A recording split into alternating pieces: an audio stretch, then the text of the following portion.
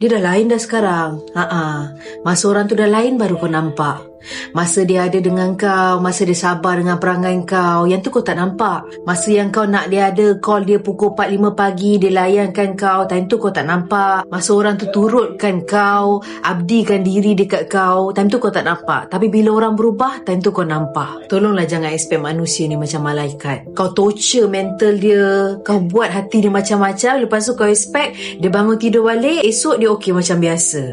Manusia tak macam tu. Manusia ada hati, ada perasaan. Mula-mula mungkinlah orang boleh sabar, orang boleh layan perangai kau. Tapi kalau satu hari orang tu tiba-tiba berubah, janganlah cakap orang tu lain ke apa. Tapi tengok diri tu sendiri. Tengok apa yang membuatkan dia berubah. Manusia ni bukan satu hari je tiba-tiba boleh berubah. Hari ni dia baik, tiba-tiba esok dia boleh jahat. Semua benda ambil masa. Semua orang ada hak untuk berubah. Dan semua orang ada hak untuk memilih. Jadi sebelum kau senang nak cakap orang berubah, kau tanya dulu diri kau.